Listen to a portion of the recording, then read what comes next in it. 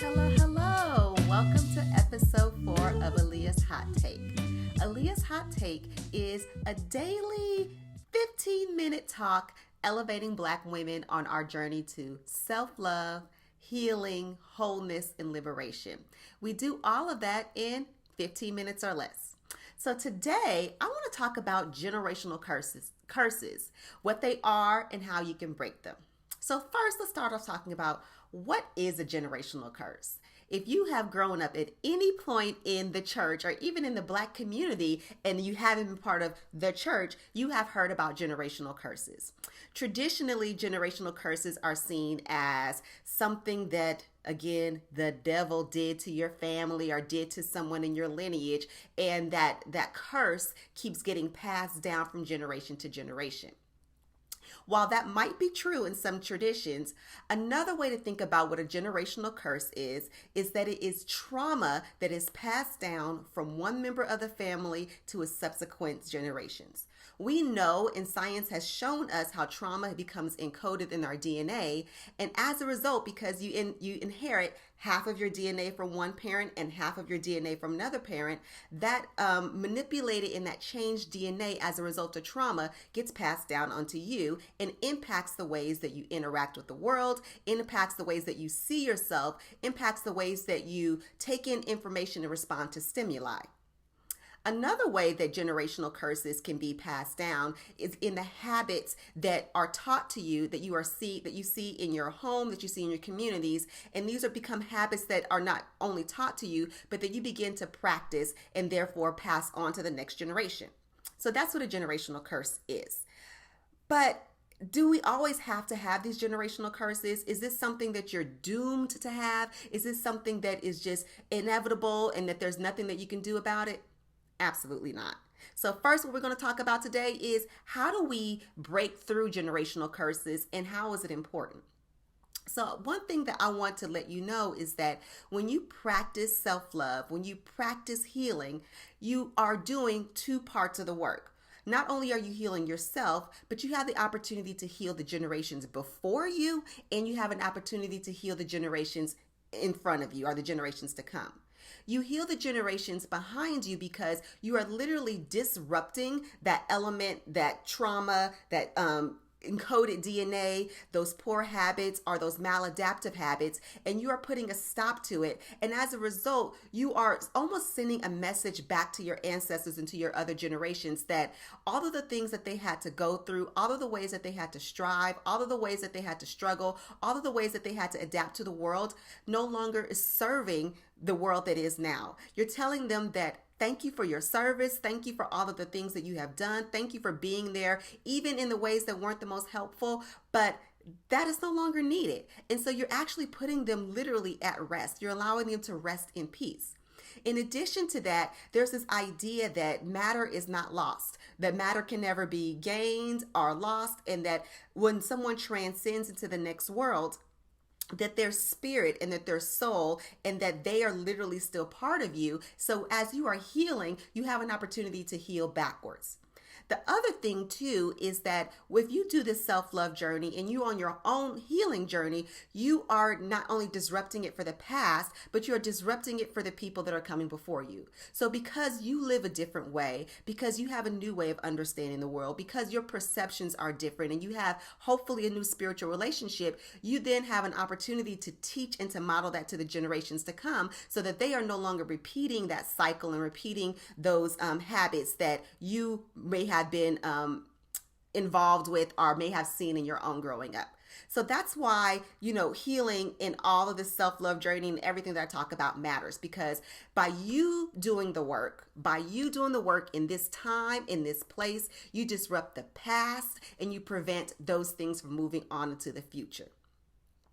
But healing is not a one-time thing. It is sometimes something that is not even complete. It is a journey. It's something that is a practice. It's a ritual. It's all of these things that happen, and it's part of your lifestyle and your life perception and the way that you move around in the world going forward.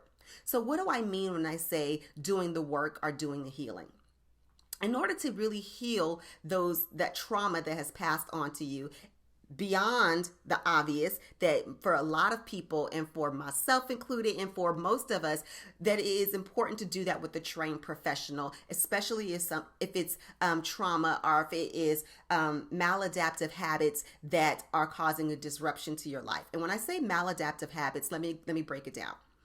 Oftentimes we have ways of being and interacting that served us at one point because we needed that for survival. So we needed to behave in these certain ways because that's literally what we had to do at the age of 7 years old, the age of 8 years old, the age of 16 years old in order to survive.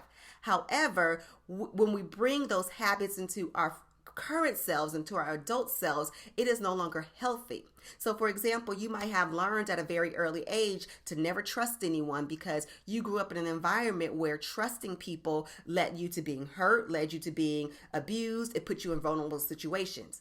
But if you carry that idea forward and you carry that into your adulthood, then you can see how not trusting anyone, of course, it's going to protect you, but it's also preventing you from being open to the love that you desire. It prevents you from having healthy relationships, and it prevents you from living the fullness and the bigness of your life that's possible. So that's an example of how something that you learned in the past, or some way that you've seen in the past, did serve a point and it did serve a place for survival, but it no longer serves you now. So that's what we call a maladaptive habit.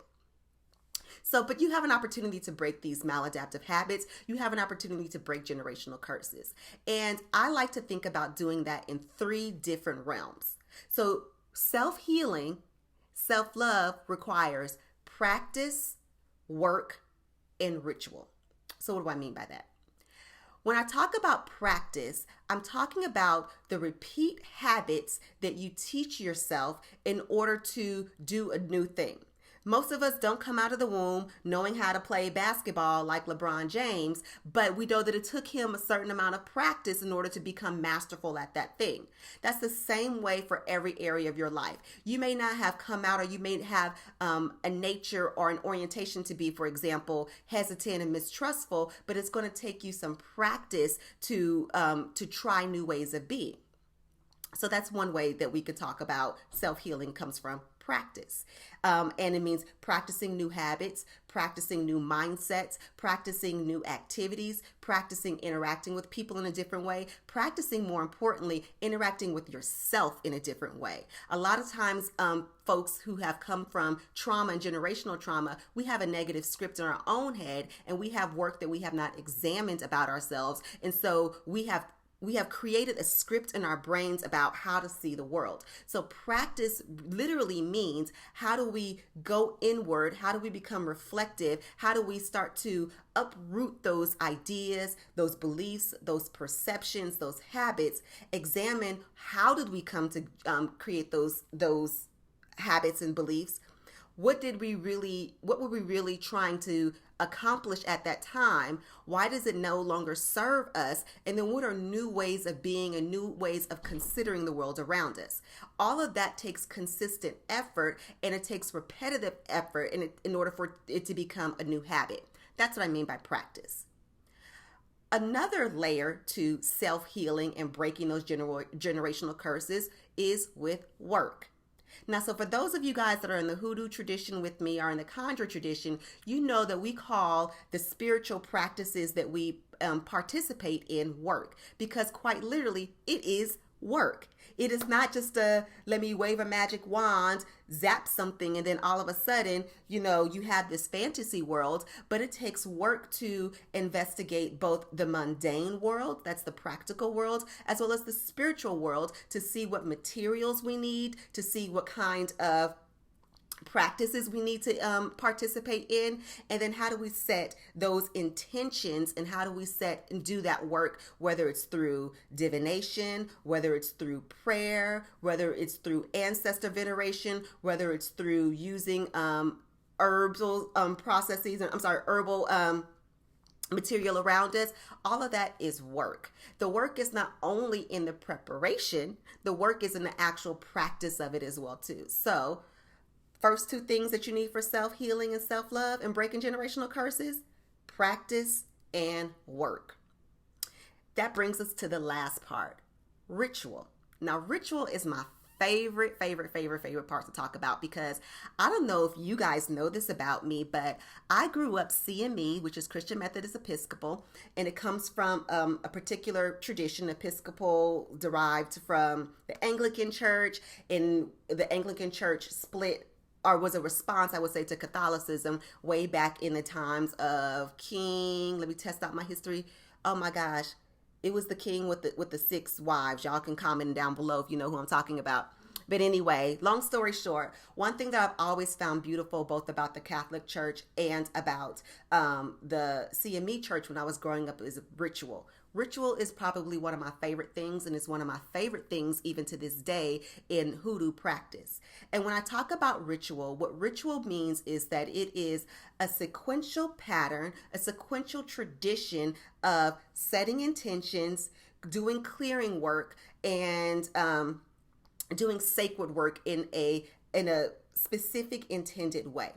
So there are so many ways that we have ritual, whether it's in, again, the mundane, the practical parts of our life, and ritual that we have in the sacred part. And so I want to talk to you about two things that I believe, regardless of what kinds of rituals or sets of practices that you participate in, that you consistently do these things in an organized way and in the repetitive way and in the sequential way. So one sets of rituals that many people talk about are CPR, cleanse, protect, repel. That every time you're doing that work, you're doing work to cleanse yourself physically, spiritually, mentally. You're doing that work again to uproot. You're doing work to also protect yourself spiritually, physically, and mentally. And then you're doing work to repel or reject all of the shit that comes at you, all of the stuff that other people are trying to put on you, versus whether it's their beliefs, their ideas, or even negative work that they're doing against you.